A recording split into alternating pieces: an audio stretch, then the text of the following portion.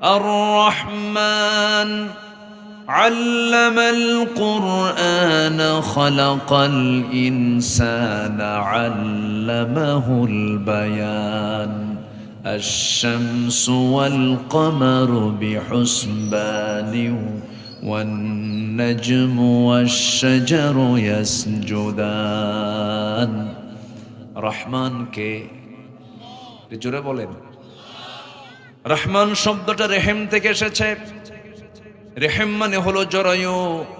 জরায়ু থেকে আগত সন্তানকে তার মা যতটুকু না ভালোবাসেন তার চাইতে লক্ষ কোটি গুণ ভালোবাসেন যিনি মহান রব তিনি হচ্ছেন রহমান জোরে কোন সুবহানাল্লাহ যিনি দয়া করে মায়া করে বান্দাকে কোরআন শিক্ষা দিয়েছেন কারণ কোরআন যদি না পেতাম জান্নাত চিনতাম না জাহান্নাম চিনতাম না হালাল বুঝতাম না হারাম বুঝতাম না ন্যায় কোনটা অন্যায় কোনটা বুঝতে পারতাম না জান্নাতের দরজা কোন দিক দিয়ে তা বুঝতাম না জাহান্নামের দরজা কোন দিক দিয়ে তাও বুঝতাম না কোরআন তেমন একটা জানালার নাম যে জানালার দিকে তাকালে পরে বান্দা দুনিয়াতে বসেই জান্নাত জাহান্নামের দৃশ্য দেখতে পারে।